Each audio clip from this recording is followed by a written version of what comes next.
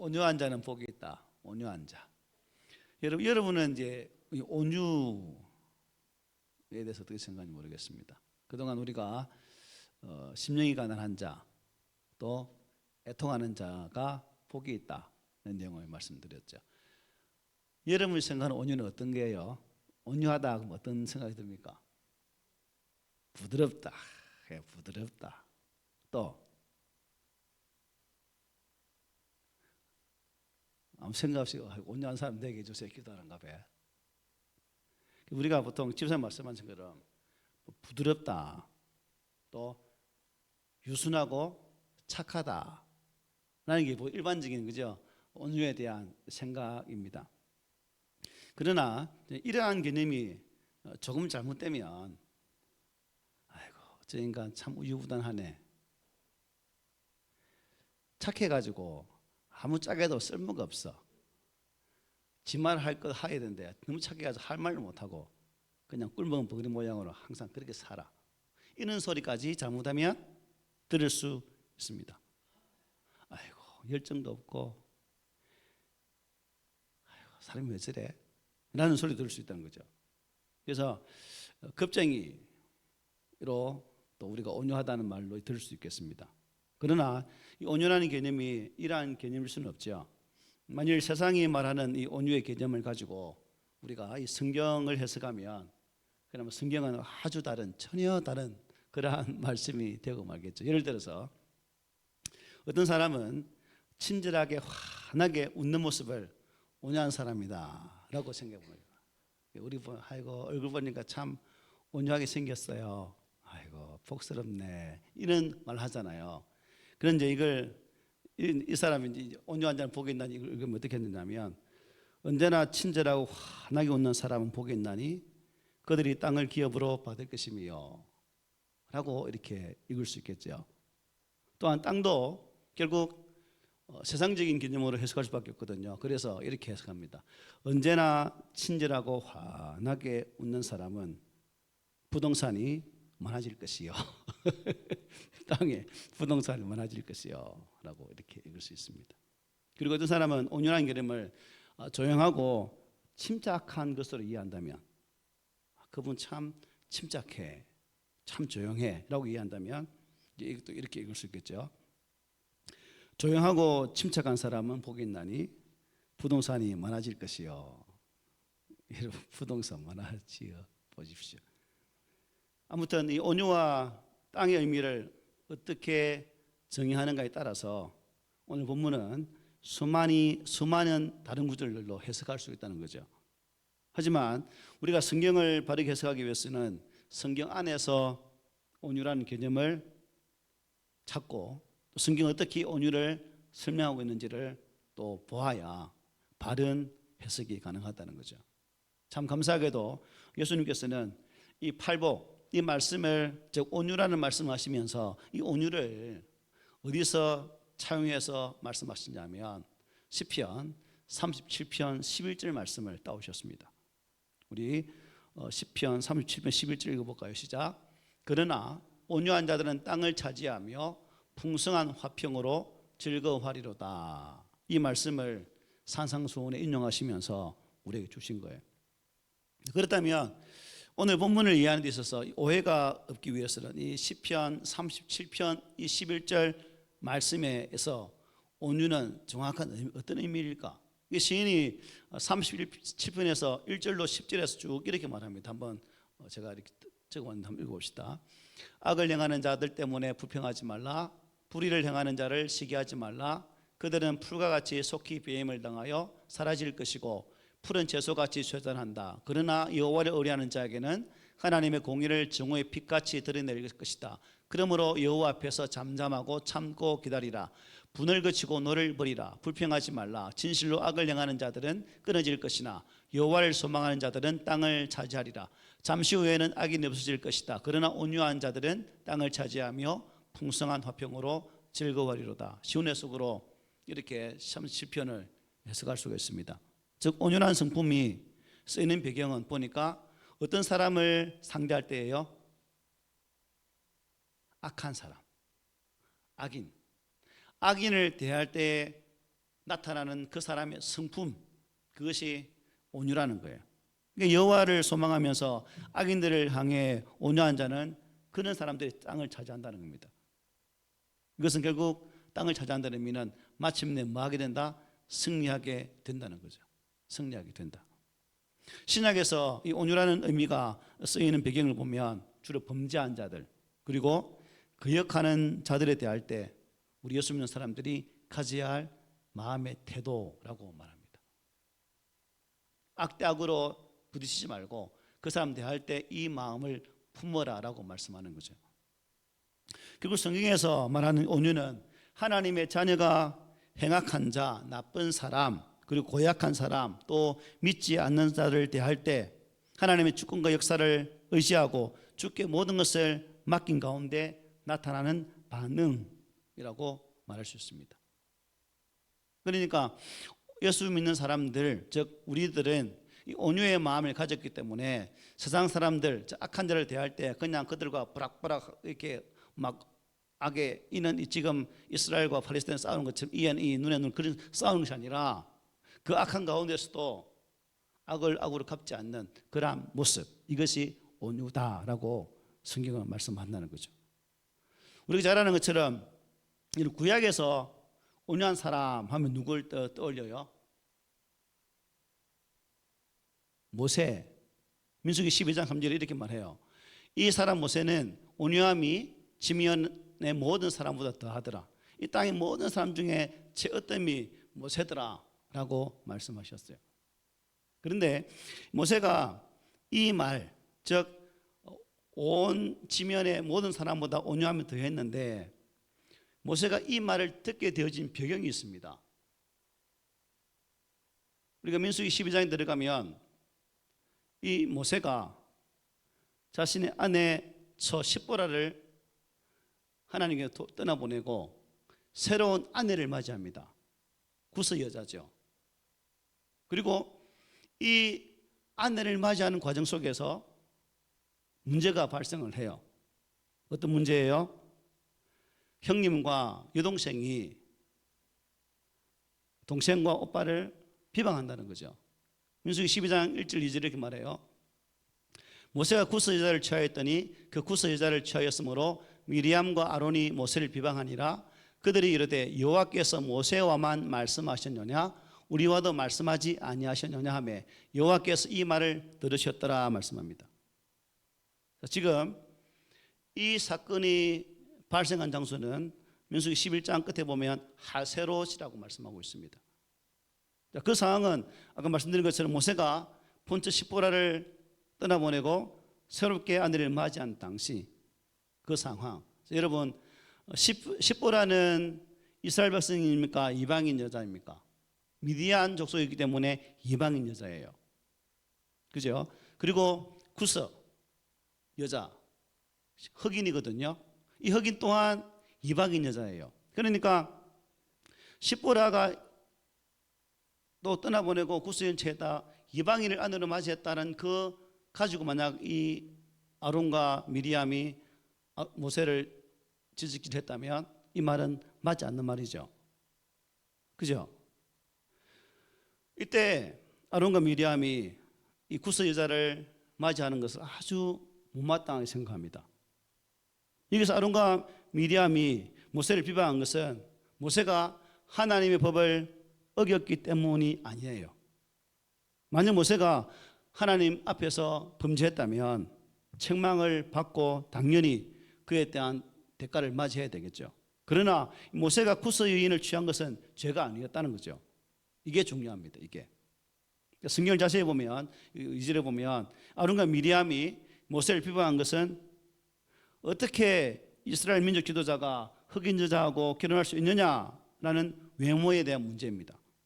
본문을 이해하는 데는 헷갈릴 수 있지만 신명기 특별히 7장 3절 4절 이방 여인을 아내로 맞이하는 또 어떤 때 아내로 맞이하지 말라는 그 말씀해 주고 있습니다. 출애굽기도 있겠지만 신명기 보면 또 그들과 혼인하지도 말지니 내 딸을 그들의 아들에게 주지 말 것이요 그들의 딸도 내 머리로 내 며느리로 삼지 말 것은 여기서 말하는 그들 어느 땅이 누굴까요? 가나안 족속의 가나안 땅. 하나님께서는 이스라엘 백성들의 가나안 족속 7족속을 완전히 멸하여 없애라고 말했거든요. 그들입니다. 그리고 4절에 그가 내 아들을 유혹하여 그가 여호와를 떠나고 다른 신들을 섬기게 하므로 여호와께서 너희에게 진노하사 갑자기 너희를 멸하실 것임이니라고 말씀해요. 여기를 보면 잘못 이해하면 모세가 율법이 금하는 죄를 품에도 하나님은 아이고 왜 모세 편만 들어서 분명히 이방 여자인데 하나님께서 징벌을 하셔야지 왜 편애하실까라고도 말할 수 있어요. 그런데 우리가 방금 보았던 이 7장은 가나안 7족속과의 통혼을 금한 것이지 이방인과의 결혼을 금한 것이 아니라는 거예요. 이게 중요하죠. 또한 이 이방 여인과의 결혼을 금한 가장 근본적인 이유가 뭘까요? 왜 하나님께서 이방인 사람과 결혼하지 말라고 했을까요? 바로 영적인 문제 때문이죠. 영적인 문제. 즉 하나님을 믿지 않는 이방인, 즉 우상을 섬기는 사람들과 결혼하면 그들이 주의 백성의 공동체 안에 들어오면 어떻게 된다는 거예요? 그 정체성을 흐릴 수 있기 때문에 선민이라는 하나님의 거룩한 백성이라는 그 분명한 정체성을 상실할 수 있는 그 문제가 발동하기 때문에 하나님께서는 이 이방인과의 결혼을 엄습히 금했다는 겁니다. 하나님께서 이방 여인과의 결혼을 금하신 근본적인 이유는 뭐 혈통이나 피부 때문이 아니라는 거죠. 믿음과 영혼의 문제라는 겁니다. 믿음과 영혼의 문제. 이거는 오늘날 우리가 우리 자녀들을 결혼할 때도 마찬가지예요. 안 믿는 사람은 결혼할 수는 있죠. 문제는 그 안 믿는 사람을 따라서 우리 영혼이 변질될 수 있다는 거예요. 그런데 오늘날 보면 저는 이렇게 선언합니다. 한국은 부계사예요, 모계사예요? 모계사예요, 모계사예요. 여자 따라가요. 분명해요, 그거는. 그러니까 만약에 안 믿는 남자 아들이 있다, 믿는 아들이 있다, 안 믿는 여자와 결혼한다. 그러면 그쪽 따라갈 확률이 몇 %예요? 처음에는 한번 퍼센트가 세겠지. 90 됐다가 1년 지나면 50 됐다가 3년 지나면 20 됐다가 5년, 10년 지나면 0.1% 되는 거죠. 완전히 떠나버리는 거죠. 그래서 믿음, 영혼의 문제가 걸렸기 때문에 하나님께서는 그런 자들과 결혼하지 말라라고 말한 거예요. 따라서 모세가 이 가나안 족속에게 속하지 않은 구스 여인과 결혼한 것은 하나님의 명령을 어긴 것이 아니에요. 엄격히 따지면. 그러므로 지금 모세의 행동은 하나님 앞에서 죄악된 행동이 아니었고 이 미리암과 아론이 뭐예요? 시비를 건 것은 결국 모세에 대한 시기심이죠. 시기심. 저기 2절 있잖아요. 여호와께서 모세와만 말씀하셨냐? 우리와도 말씀하셨잖아. 이 말은 니만 지도자냐? 우리도 지도자 될 수 있어 라고 한 말이에요. 여기에 아론과 미리암의 분심이 잘 나타나 있죠.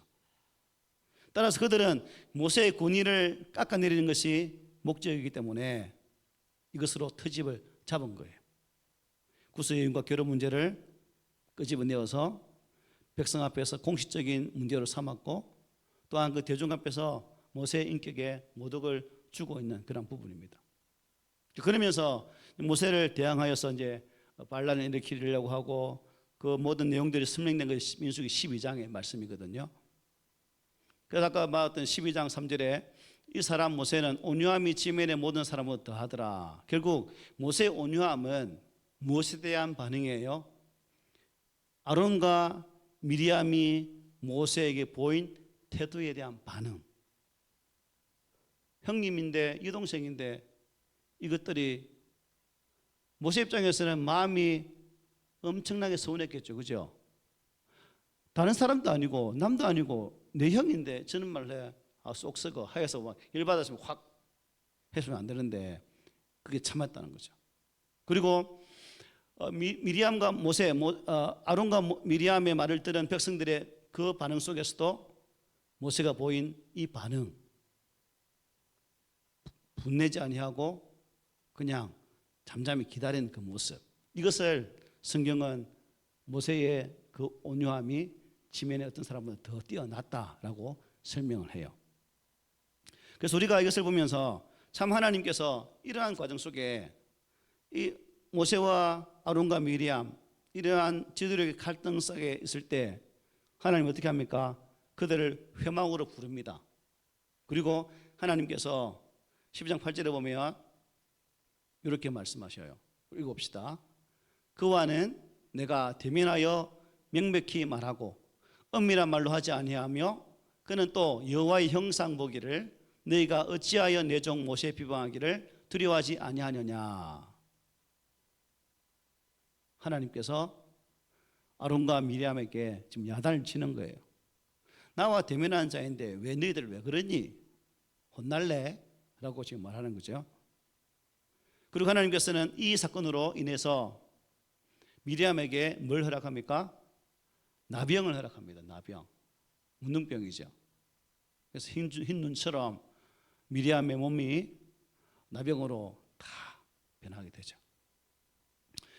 그래서 이것을 이 민수기 12장 내용을 보면 하나님이 모세를 통해서 온유함이 크다라고 말씀하신 그 이유 뭐예요? 화를 더디내는 것. 빠르게 팍 내는 거 아니고 저처럼 팍 내는 거 아니고 한 번 더 참아서 왜 웃어요? 한 번 더 참아서 기다렸다 한번 하는 것. 누가 야 이놈아 저놈아 팍 욕하고 막 들을 때 그래 뭐 맞는 거라 그때 한 타임 낮추어서 한번 생각하는 거. 아침에 느헤미야가 뭐 했다고요? 깊이 생각했다네요. 그것처럼 한 타임 늦추는 더디 노하는 거예요. 더디 노하는 거. 그리고 칼을 무료로 사용할 수 있지만 주먹도 사용할 수 있지만 그것을 사용하지 않고 뭐예요? 기다리는 거. 이게 모세가 보여주는 온유라고 볼 수 있어요. 우리가 부부싸움 할 때도 꼭 부부싸움 하는 이유가 뭐예요?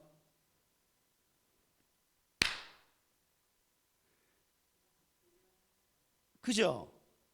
이게 서로 말이 오고 가니까 부부싸움 하는 거예요. 한 사람이 참아버리면 싸우면 안 돼요. 여러분 우리 저희 아내하고 저하고 싸움 잘할 것 같아요? 못할 것 같아요? 왜요?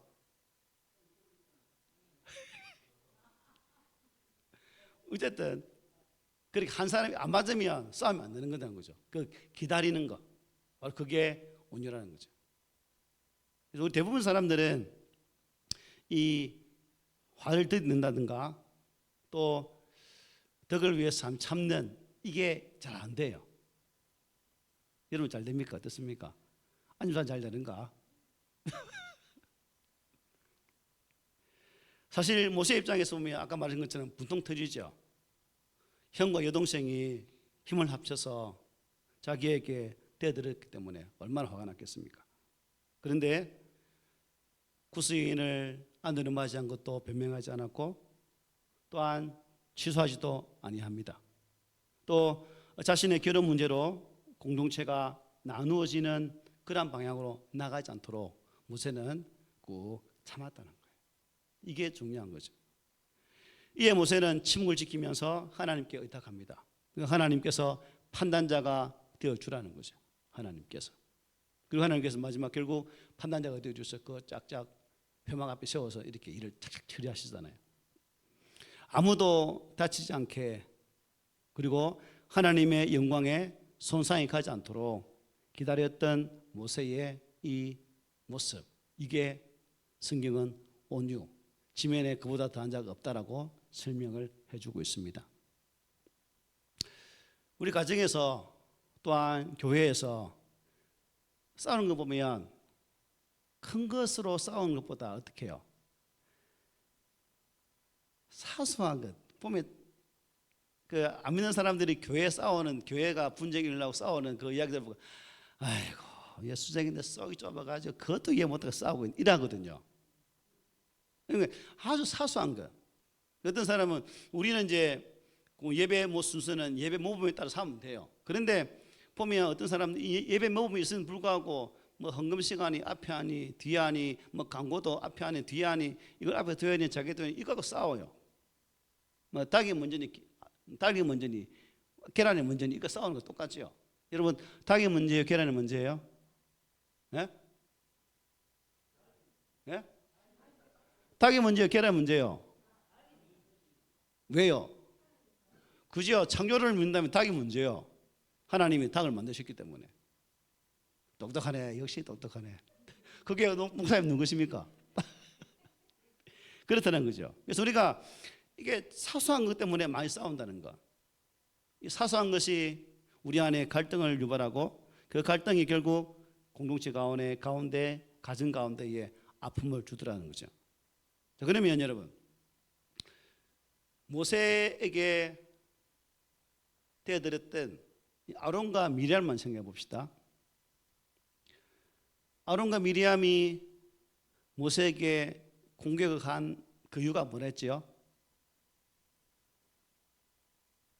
아까 니마 하나님께 대답하나 나도 하나님께 대면한다. 그게 무슨 의미예요? 시기심이 질투심이에요. 질투심. 결국 아론과 미리암이 보인 이 시기심은 모세와 연관시켜 보면 온유와 시기와는 정반대의 관계였구나 라를 보게 돼요. 그죠? 온유한 사람은 시기하지 않지만 온유하지 않는 사람은 결국 뭐 한다는 거예요? 시기를 한다는 거죠. 성경은 이 시기심은 교만에서 발생하는 것임을 알려주고 있습니다. 그러므로 교만은 공동체를 파괴하는 주범이 되는 거죠. 온유와 반대되는 시기와 질투는 결국 개인과 공동체에 고통을 안겨준다는 겁니다.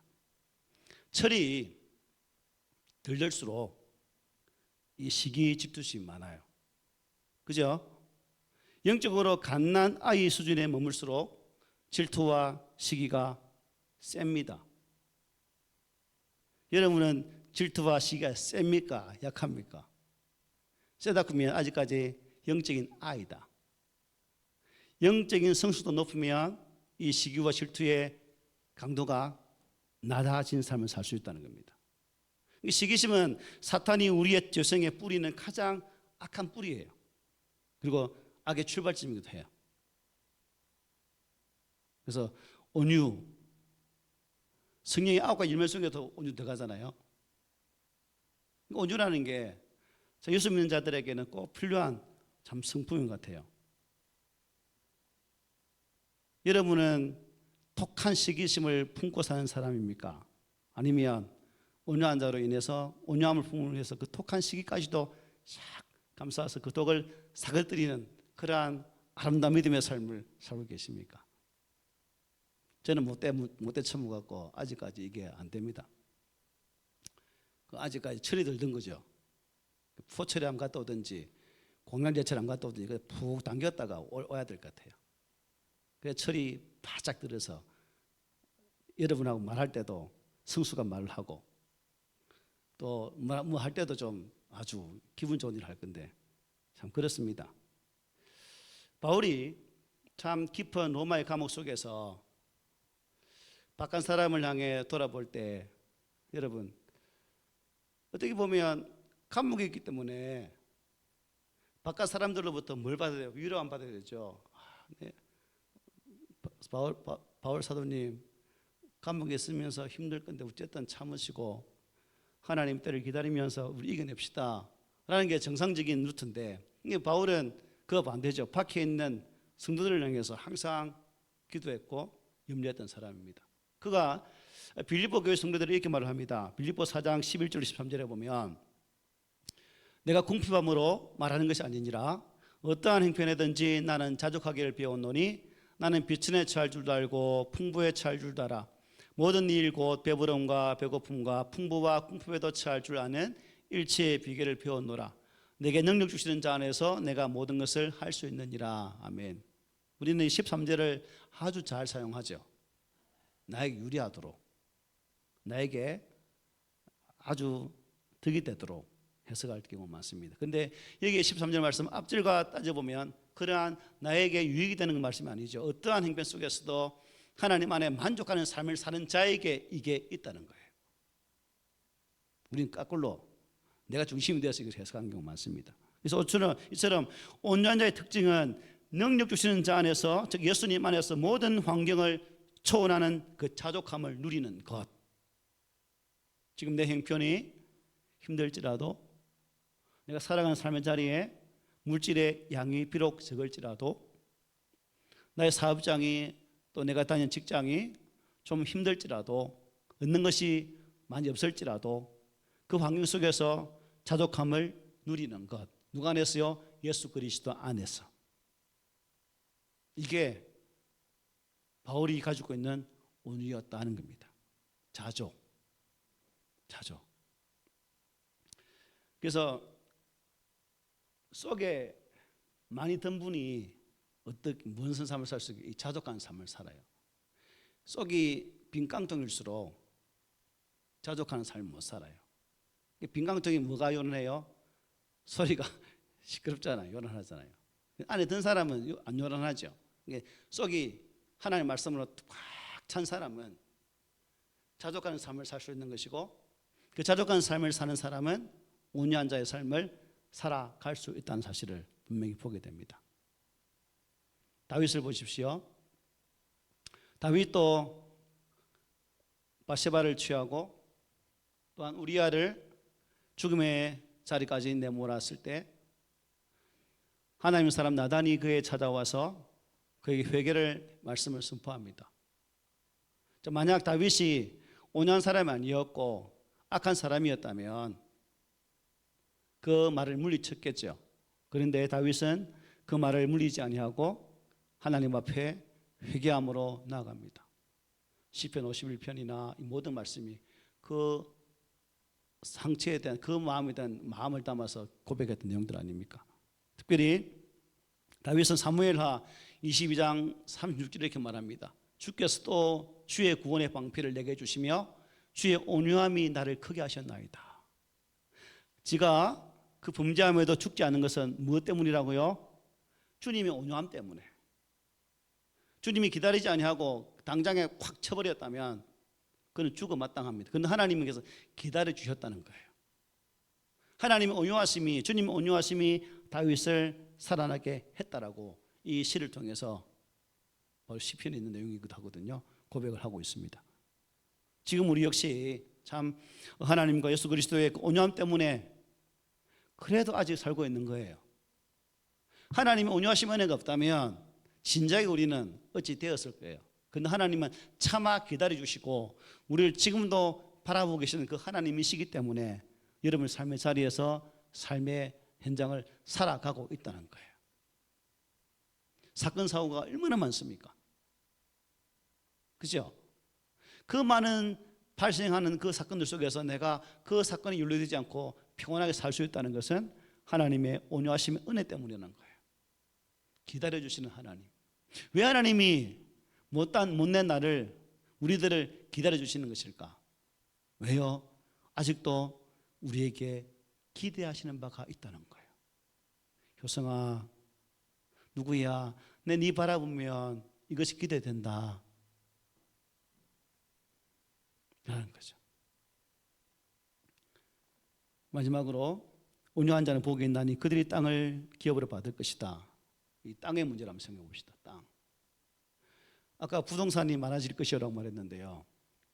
이 땅이 정말 우리가 말하는 이 랜드, 땅을 말할까요? 땅을 얻을 것이라는 것은 아까 서두에 말씀드린 것처럼 우리의 삶의 자리에서 우리가 뭐 한다는 거예요? 완전한 승리자가 되게 한다는 뜻이에요. 무슨 승리자? 완전한 승리자.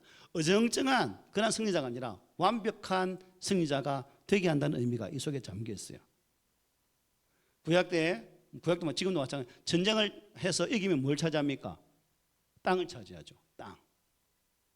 그래서 이 땅의 개념으로는 이 땅이지만 결국 승리라는 의미에서 볼 때 땅을 차지하는 자가 누가 차지하게 돼요? 승리자가 차지한다는 거죠. 그래서 온유한 자가 땅을 기업으로 받을 것이다. 이 말씀은 영원한 승리자에게 누려질 은혜인 것을 보게 됩니다. 또 이 땅은 현재적인 의미와 미래적 의미가 담겨 있다고 볼 수 있어요. 현재적인 의미는 뭘까요? 이 땅에 살아가면서 우리가 성령 안에서 하나님의 은혜를 누린다는 의미예요. 여러분 살아가면서 주님의 사랑을 누리고 계십니까? 은혜를 누리고 계십니까? 찬양할 때도 우리가 이 찬양 고백하는 것은 그 은혜가 있기 때문에 찬양하는 거잖아요. 그 누림이에요. 그 누림.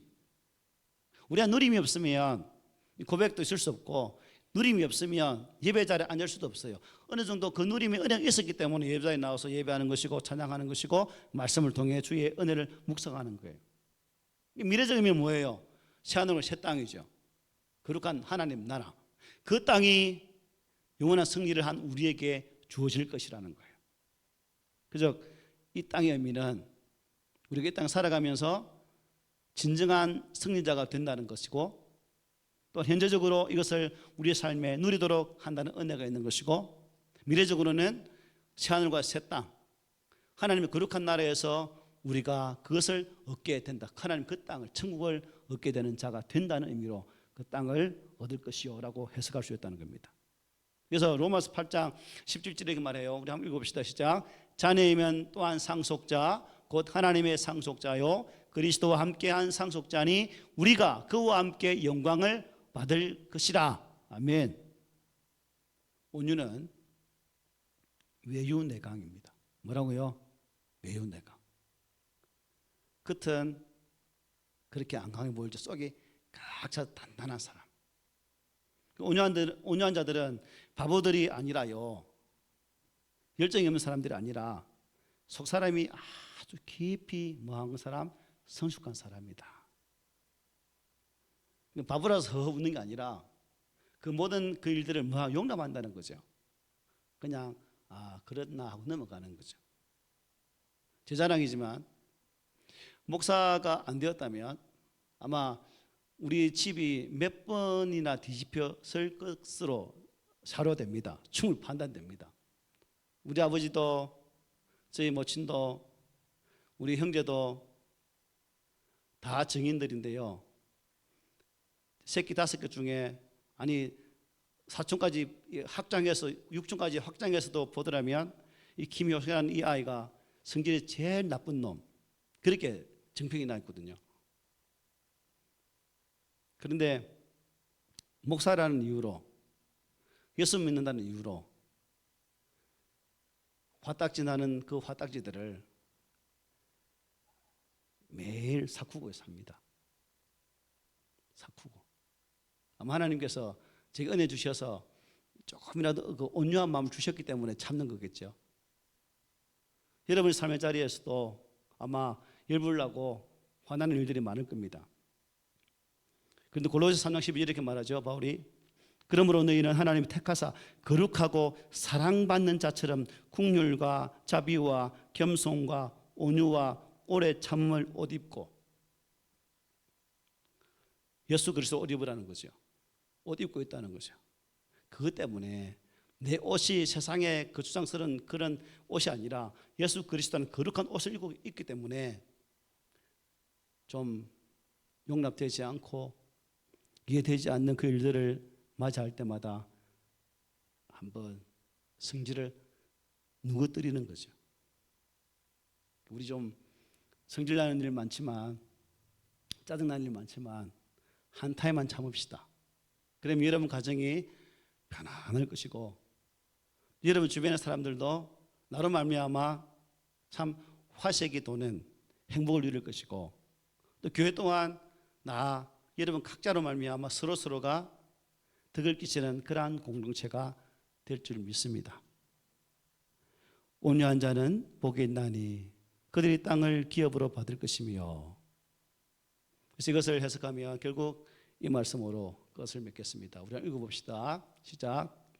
심령이 가난함으로 인하여 거듭난 주의 백성은 이제 그리스도의 영을 충만하게 받음으로 온유한 마음을 소유할 수 있다. 주의 성령 안에서 온유한 사람은 복이 있나니 그들은 진정한 승리자들이요 그러므로 합당한 승리의 결과인 천국의 기쁨을 지금 누릴 것이며 먼 훗날 새하늘과 새 땅이 임할 때에 약속의 땅을 기업으로 받을 것이다. 아멘. 이 말씀이 여러분의 삶의 자리에 아름다운 열매로 맺혀지기를 예수님 이름으로 축복을 드립니다. 아멘.